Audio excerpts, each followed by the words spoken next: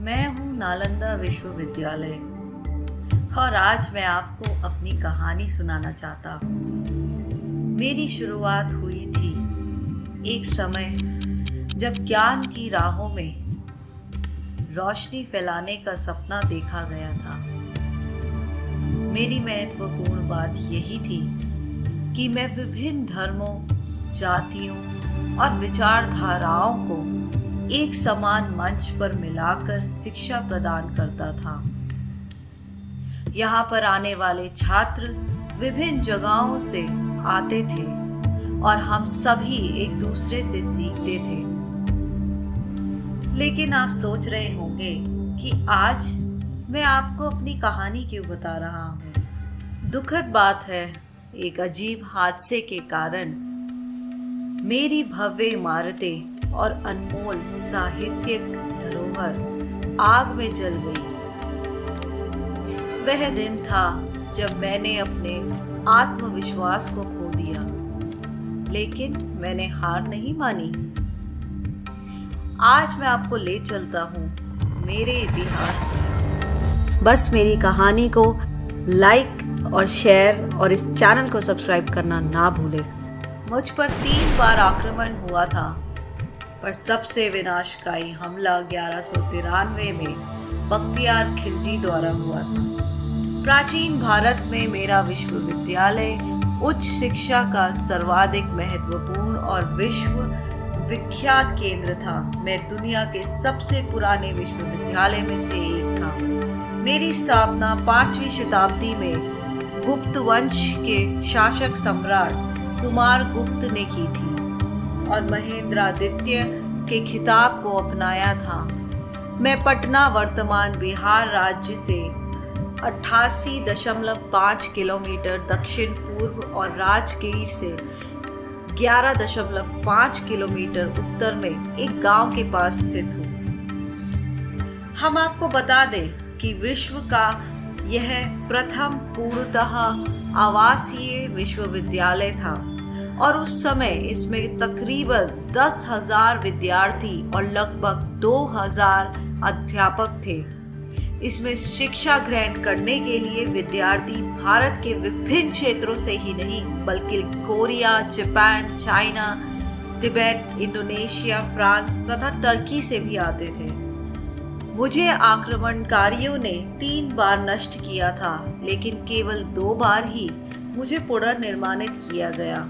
पहला विनाश स्कंदगुप्त के शासनकाल के दौरान हुआ था, लेकिन स्कंदगुप्त के उत्तराधिकारियों ने पुस्तकालय की मरम्मत करवाई और एक बड़ी इमारत के साथ सुधार किया।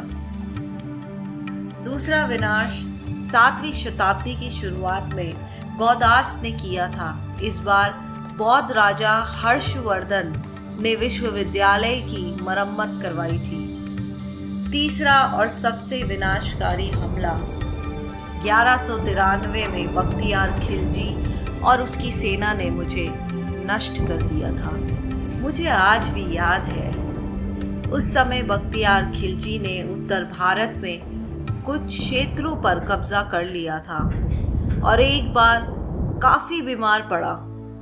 उसने अपने हकीमों से काफी इलाज करवाया, मगर वह ठीक नहीं हो सका और मरणासन्न स्थिति में पहुंच गया।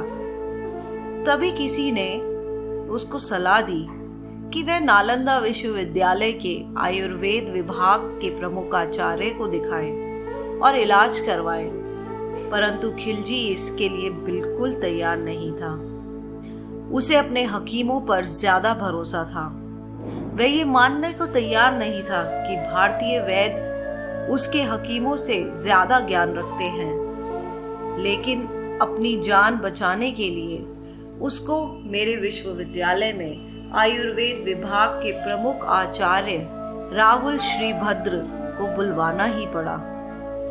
फिर बख्तियार खिलजी ने वैद्यराज के सामने एक अजीब सी शर्त रखी और कहा कि मैं उनके द्वारा दी गई किसी भी प्रकार की दवा नहीं खाऊंगा, बिना दवा के वो उसको ठीक करे।